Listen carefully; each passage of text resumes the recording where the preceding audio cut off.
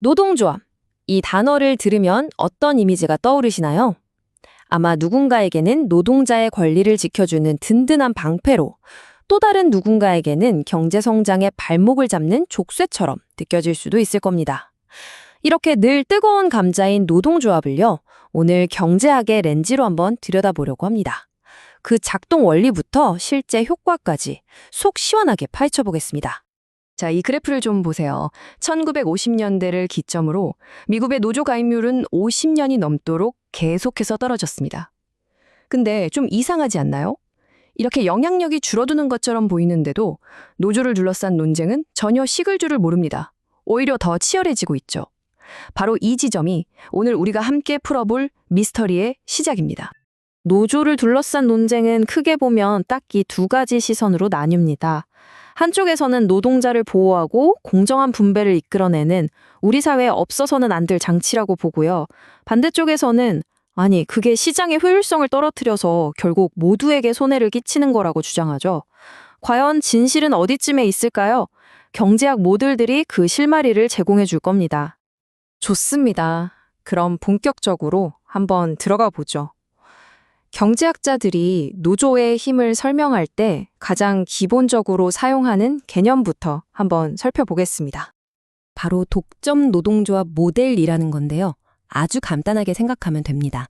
노조를 노동력이라는 상품을 독점적으로 파는 유일한 공급자처럼 보는 거예요. 특정 기술을 가진 노동자들을 대표해서 회사랑 단독으로 협상하는 거죠.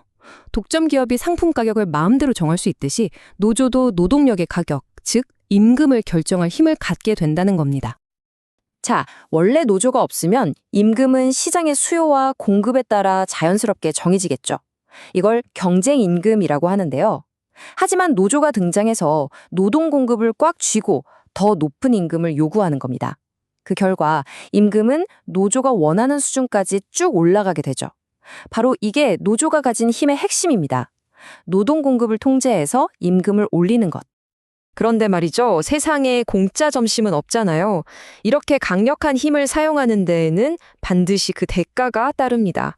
경제학 용어로는 상충관계라고 하죠. 아니, 임금이 오른다는데 뭐가 문제냐고요? 노동자 입장에서는 당연히 좋은 소식 아닌가요? 네, 물론 그렇죠. 하지만 과연 이게 이야기의 전부일까요? 여기에 숨겨진 대가는 없을까요? 바로 이겁니다. 이 모델에 따르면요, 노조가 임금을 강제로 올리면 기업 입장에서는 인건비 부담이 확 늘어나잖아요? 그럼 어떻게 할까요? 그렇죠. 고용을 줄일 수밖에 없는 겁니다. 결국 더 높은 임금을 얻는 대신 누군가는 일자리를 잃게 되는 결과로 이어지는 거죠. 이게 바로 높은 임금과 줄어든 일자리 사이의 아주 고전적인 상충관계입니다. 하지만 경제학자들의 분석이 여기서 멈추진 않았습니다. 잠깐만, 혹시 노조와 기업이 서로 윈윈할 수 있는 더 똑똑한 방법은 없을까? 하고 고민하기 시작한 거죠. 복잡한 이론에 들어가기 전에 이 비유를 한번 생각해 볼게요. 정해진 파일을 두고 누가 더 큰 조각을 가져갈지 싸우는 대신에요. 아예 둘이 힘을 합쳐서 파이 자체를 훨씬 더 크게 만드는 겁니다. 그럼 둘 다 더 많이 가져갈 수 있잖아요? 바로 이 아이디어가 다음에 설명할 효율적 계약 모델의 핵심입니다. 자, 왼쪽에 보이는 게 아까 봤던 단순한 모델, 그러니까 제로섬 게임이라면요. 오른쪽의 효율적 계약 모델은 다른 가능성을 보여줍니다. 협상 테이블에 임금만 올리는 게 아니라 고용 수준까지 같이 올려놓고 이야기하는 거예요. 그렇게 되면 기존보다 임금도 높으면서 일자리도 더 많은, 그러니까 노조도 좋고 회사도 좋은 그런 윈윈 해법을 찾아낼 수 있다는 거죠. 자, 지금까지는 어디까지나 이론적인 모델들을 살펴봤습니다. 이제부터가 진짜 중요하죠. 그럼 현실 세계의 데이터는 노조의 영향에 대해 뭐라고 말하고 있을까요? 이론은 이론일 뿐이잖아요. 그래서 실제 현실에서 노조가 임금이나 불평등에 과연 어떤 영향을 미쳤을까요?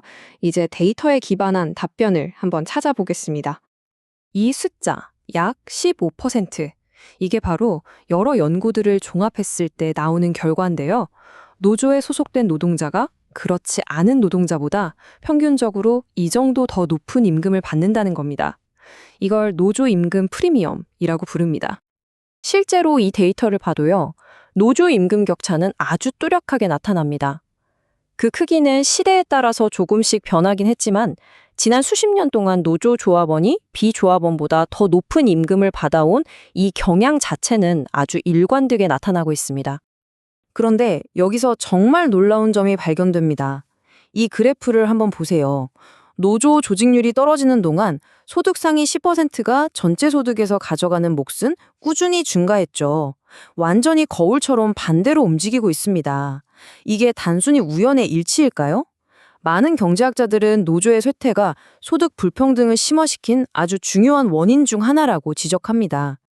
결국 노동조합 문제는 좋다 나쁘다의 흑백 논리로 볼 게 아니라 선택의 문제로 봐야 합니다.